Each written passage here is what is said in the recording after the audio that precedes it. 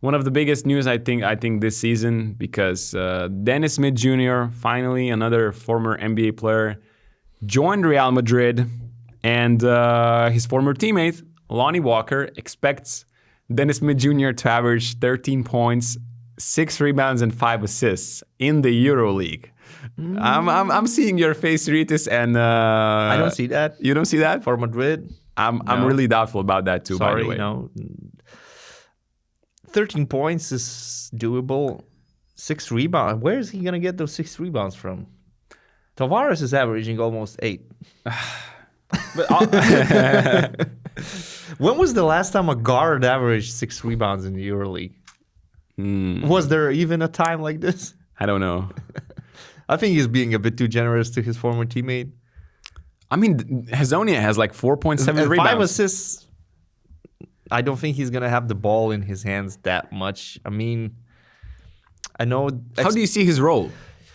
That's the thing. Expectations are really high because we're talking about the 9th pick, player who had some good years in Dallas. After that, he played for other teams in the NBA. You're looking at his profile, you sort of want to put him on the same shelf with Kendrick Nunn, with Lonnie Walker. But it was a while since I last saw Dennis Smith Jr. play. And when I heard, first of all, the rumors that Real Madrid are trying to sign Dennis Smith Jr. and after that, Devontae Graham, I thought, like, these are two completely different players. Like, Devontae Graham is a microwave type of scorer, a volume shooter, a small guard, while Dennis Smith Jr. is a taller guard, more athletic. He can play good defense as well, but he's not necessarily a good shooter. His 3-point percentage from the NBA is below 30. Yeah. So I think where he could bring value to Real Madrid is open court game. They like to play fast. They like to play in transition. They like to push the ball as soon as they get the rebound. And Dennis Smith Jr. definitely fits that type of game. If they play faster, they play more transition offense, that's where Dennis Smith Jr. could be super effective for Real Madrid. Other than that, they just needed quality. It's not about positions. It's not about perimeter or front court or back court. They just needed players.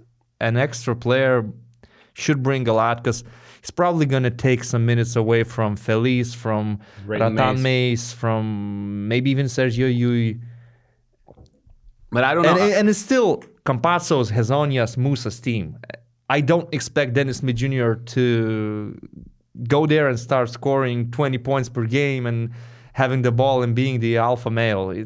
I don't think it's going to happen. It's Real Madrid. He has to realize that he's not just signing for some team in Europe. He is signing for the biggest organization in Europe.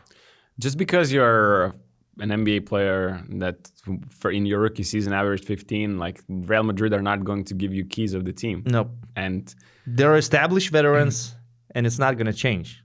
I actually would have liked more Devontae Graham. Because of his shooting? Because of his shooting, because of the way he can rack up points in a hurry. We just talked about it. Like, that second unit needs options on offense. And an option in transition and not in half court. I know he's super athletic.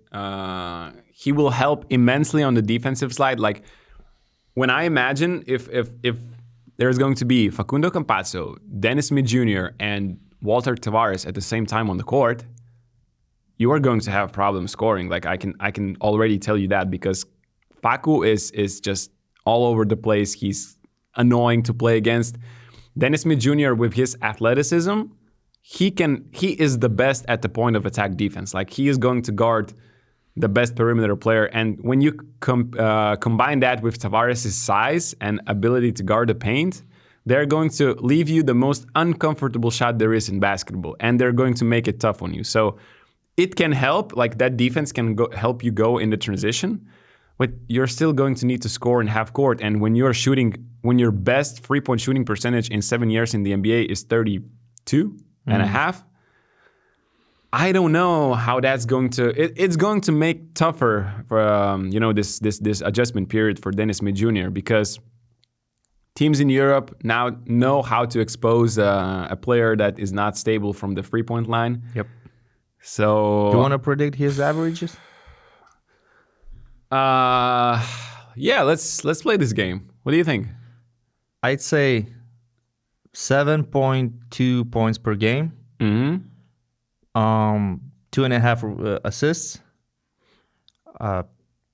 Somewhere around 3 rebounds per game and a steal per game because he's a good defender. And since he's coming from the NBA, we know that American NBA guards work with their hands a lot and they go for steals a lot. So he's probably going to average a steal per game as well. What do you think? Maybe I'll go a little bit higher, like 8.7 points per game. Somewhere around the same numbers defensively in rebounds and assists. Because I'm looking at how many points Madrid are averaging, like Hezonja 14.6, Campazzo 13.6, Musa 13, and then Tavares at 9. I don't expect Dennis Smith Jr. to be racking up 15 points a game. No, immediately. It doesn't work like that in Madrid. It doesn't work. If Hezonja is averaging what you said 13? 14.6. Top scorer. Look, there are teams in Europe where Hezonja would average 20. But it just doesn't happen in Madrid.